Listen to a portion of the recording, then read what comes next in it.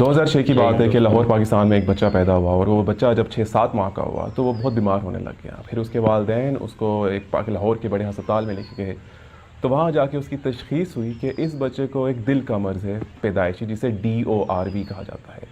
तो इसका जो हतमी इलाज है वो यहाँ नहीं होता, उसके लिए आपको बाहर के मुल्क जाना पड़ेगा, तो और फ़ौरन 15-20 दिनों में जाना पड़ेगा। तो बच्चे के वालिदैन ने कहा कि हम फ़ौरन तो नहीं जा सकते, हमें आप कुछ करें, अभी हम एकदम अफोर्ड नहीं कर सकते। तो उन्होंने कहा हम इसका इनिशियल प्रोसीजर जिसे BT शंट कहते हैं, जो आपकी सर्कुलेशन दिल की बेहतर करने के लिए हम ये एक ट्यूब डाल देते हैं, तो फिर देखते हैं आगे क्या करना है। जब BT शंट उन्होंने प्रोसीजर करवाया, उसके 4-5 महीने बाद वो ट्यूब जो डाली हुई थी वो चोक कर गई। अब बच्चे की तबीयत दोबारा ख़राब होने लगी। तो अब उन्होंने कहा कि बाकी जो प्रोसीजर है, जो हतमी इलाज है, वो हम यहाँ नहीं कर सकते, वो अब फ़लाने कुछ पाकिस्तान के अस्पताल हैं वहाँ से पता करें। तो जब उन्होंने वहाँ से पता किया, जो कराची का एक बहुत बड़ा अस्पताल था, तो उन्होंने बताया 2006 की बात है कि इसका जो हतमी इलाज होगा उसके लिए हमें सर्जन बाहर से बुलाने पड़ेंगे और लागत होगी पाकिस्तानी 1 करोड़ रुपया। फिर उन्होंने एक और लाहौर के बड़े अस्पताल से पता किया, तो उन्होंने कहा लागत होगी 1.5 करोड़ पाकिस्तानी।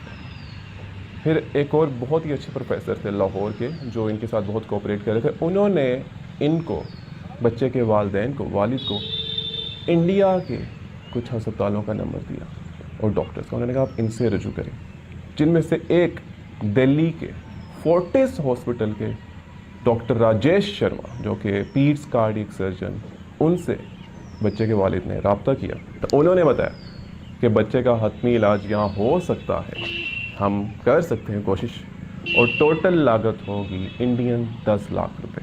तो फिर इन्होंने वीज़ा लगवाया, ये अपनी फैमिली के साथ गए। बच्चे का मेडिकल वीज़ा था, साथ 3 और लोग थे, उनका एज एन अटेंडेंट वीज़ा लगा।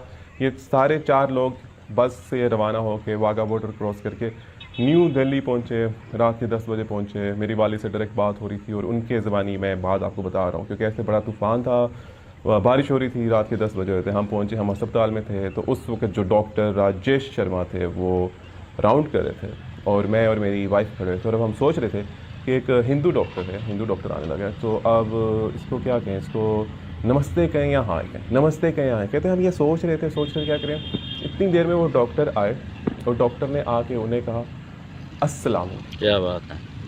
जिसके जवाब में इन लोगों ने कहा वालेकुम सलाम। फिर डॉक्टर ने उन्हें अपना नंबर दिया और कहा कि आपके जहन में कोई भी सवालात हों, रात के 2 बजे हो, 3 बजे हो, आपने मुझे कॉल कर देनी, आपने झिझकना नहीं है। और फिर कुछ इनिशियल प्रीरेक्विजिट्स पूरे करके तीसरे-चौथे दिन जब ऑपरेशन होने लगा, पहले बैठ के उन्होंने उन्हें समझाया कि ऑपरेशन में हम क्या करेंगे, ठीक है। जो एक बड़ी शरेआन है जो राइट वेंट्रिकल में चलेगी है, जो दिल का निचला दाएं जानिब का चैम्बर है, उससे वहाँ नहीं होना था, तो हम उसी को ठीक करने की कोशिश करें, सर्कुलेशन बेहतर बनाने की कोशिश करें। तो उन्होंने सारा उनके वालिद को समझाया। फिर जब ऑपरेशन होने लगा, उससे एक रात पहले दोबारा कॉल कि आप फ़ौरन मिलें। जो वालिद साहब थे उनके बच्चे के, वो बहुत ही परेशान हो गए। उन्होंने कहा ऐसा क्या माजरा हो गया। जब वो पहुँचे वहाँ पे, तो डॉक्टर राजेश शर्मा ने दोबारा सारा एक ड्राइंग बना के समझा रहे थे। दोबारा बैठे और उन्होंने कहा कि हम पहले ऐसे ऐसे करने लगे थे, मगर ये एंजियोग्राफी और बाकी रिपोर्ट्स देख के हमें पता चला कि कुछ होल्स और भी हैं, तो अब हम ऐसे ऐसे करें। और ये हम आपको बताना चाह रहे थे कि हमारा ये सारा प्रोसीजर होगा, कि वो बता रहे हैं एक एक बात कि हम आपके बच्चे के साथ क्या करने लगे हैं। जिसपे जो वालिद साहब थे उनके बच्चे के, वो कहते ठीक है, बिल्कुल आप बेहतर समझते हैं, आप जैसे बेहतर समझते हैं आप करें। अब जब बच्चे का ऑपरेशन हो गया, वो ICU में एडमिटेड है, ऑलमोस्ट 1 साल का था। टोटल 10 दिन का पैकेज था, जिसमें उन्होंने कहा था 10 लाख रुपए लिए जाएंगे, इंडियन 10 लाख रुपए। तो अब वो जो डॉक्टर थे, वो जब हॉस्पिटल से पार्किंग में जाया करते थे, वहाँ पे रास्ते में ये जो वालिद साहब थे बच्चे के, वो खड़े हो जाया करते थे कि मैं इन्हें रास्ते में पकड़ के पूछूं कि अब क्या हालात हैं, क्या हालात हैं। क्योंकि ICU में वो सिर्फ सुबह 1 मिनट और रात के 1 मिनट, सुबह माँ सुबह बाप, सिर्फ कितना जाने देते। तो वो रोज़ाना 7वें 8वें 9वें हर दिन वो उधर पार्किंग के दरमियान खड़े हो जाते कि मैं डॉक्टर को गाड़ी में पहुंचने से पहले, जब वो अपनी ड्यूटी से बाहर जा रहे हैं, मैं पूछूं क्या चल रहा है। तो वो रोज़ाना उधर खड़े होकर उनसे सवालात करते थे। तो एक दिन बच्चे के वालिद साहब वहाँ उस पार्किंग स्पॉट में पहुँचने पर लेट हो गए।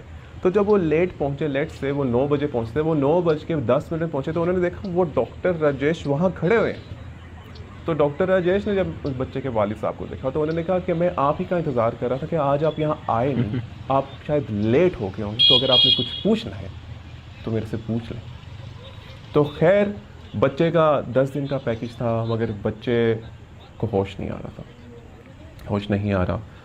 10 से 20 दिन हो गए, 20 से 25 दिन हो गए, इनका वीज़ा 60 दिन का लगा हुआ था। और अब जो इनका इनिशियल पैकेज था 10 लाख का, वो भी डबल होने लग गया, और बच्चे के वालिद के पास इतने फंड्स नहीं थे कि वो अफोर्ड कर सकें।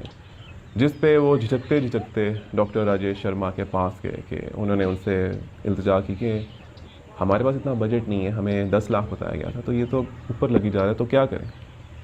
आगे से डॉक्टर राजेश शर्मा ने वो बिल पकड़ा और 10 लाख के ऊपर जो इनिशियल प्राइवेट मेडिकेशन चल रही थी, जो सब कुछ चल रहा था, वो उन्होंने देखा और उस पर उन्होंने लाइन लगा। क्या बात। उन्होंने कहा आपसे कमिटमेंट हमारी सिर्फ 10 लाख की हुई थी, आपने सिर्फ 10 लाख देने, ऊपर वाला एक पैसा भी आपने नहीं देना।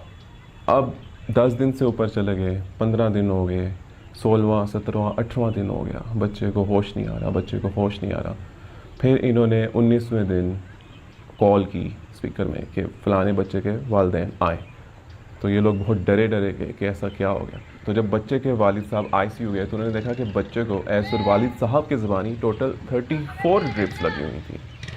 और फिर वहाँ डॉक्टर ने बच्चे के वालिद साहब से कहा कि आपका जो बच्चा है, इसको हमें ये लगता है कि सेंसेस खो चुका है, इसको नहीं आ रही होश, जिसे इन अदर वेज अक्सर कहते हैं कि ब्रेन डेथ हो चुकी। तो अब हम ड्रिप्स आहिस्ता आहिस्ता कम करने लगे। हम आपसे पूछ रहे हैं क्या अब हम कम करने लग जाएं, हम इसको आहिस्ता आहिस्ता वेंटिलेटर से उतारने लग जाएं। जिसके आगे बच्चे के वालिद साहब ने दोबारा कहा कि जैसा आप लोग बेहतर समझते हैं आप वैसा करें। तो वो चले गए।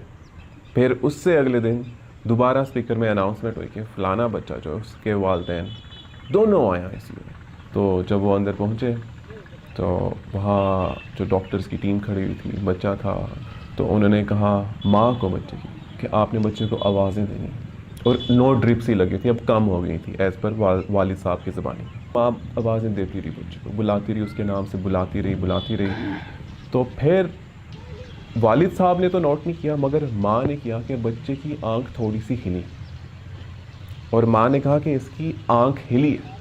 डॉक्टर्स ने आगे से माँ से पूछा कि आपको लगा है कि हिली है, तो माँ ने कहा इसकी आंख हिली है, थोड़ी सी हिली है। जब डॉक्टर्स ने कहा ठीक है आप लोग अब बाहर चले जाएं। फिर मामूल के मुताबिक अगले दिन दोबारा 1 मिनट के लिए आईसीयू में जब वो गए तो उन्होंने देखा कि 9 की बजाय दोबारा 34 ट्रिप्स लगी हुई थी।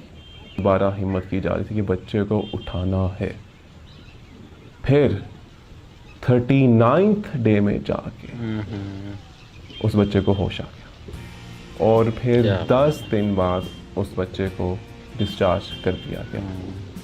और वो लोग पाकिस्तान वापस आ गए सिर्फ उतने ही पैसे दे जितना उनको कहा गया था। तो ये जो हम सब कॉन्टिनेंट में हम लोग बटे हुए हैं, मैं जो यहाँ किताबें पढ़ता हूँ पाकिस्तान में, उसमें 1965 की जंग मैं जीता हूँ, आप जो पढ़ते होंगे उसमें आप जीते होंगे। 1971 में मैं पढ़ता हूँ, मैं जीता हूँ, आपकी किताबों में आप जीते होंगे। तो हम इत्तेफाक नहीं करते इस बात पे कि जंग कौन जीता, क्योंकि हर कोई अपनी किताबों में जीता हुआ है। मगर हम एक बात पे इत्तेफाक ज़रूर कर सकते हैं कि जो 2006 में जंग हुई इस बच्चे की जान बचाने के लिए, उसमें इंसानियत जीत गई।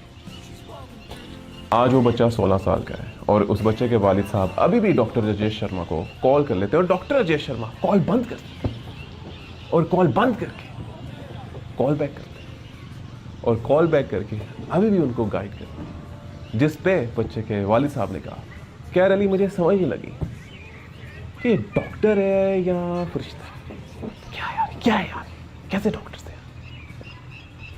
आप लोगों से इंशाल्लाह ताला मुलाकात होगी बीइंग अली के अगले एपिसोड में। तब तक अपने साथ वालों का ख्याल रखिएगा। अल्लाह हाफिज़। तो दोस्तों कैसा लगा आपको ये वीडियो। दोस्तों एक बात बताऊं कि मुझे खुद नॉलेज नहीं था कि पाकिस्तान से कोई इलाज कराने इंडिया आता है। मतलब इतने बेस्ट डॉक्टर इंडिया में है पाकिस्तान से, ये मुझे जानकारी नहीं थी। और मुझे ये भी पता था कि वीज़ा हम लोग नहीं दे रहे हैं पाकिस्तानी को, लेकिन मेडिकल पर वीज़ा मिल जाता है, मुझे आज पता चला। तो इन भाई की आवाज़ भी बढ़िया है, बताने का तरीका भी अच्छा है। ओरिजिनल वीडियो का लिंक मिल जाएगा डिस्क्रिप्शन में, जाके लाइक करें, शेयर करें, सब्सक्राइब करें, और हमारा भी चैनल लाइक करें और देखते रहें इंडिया रियल रिएक्शन।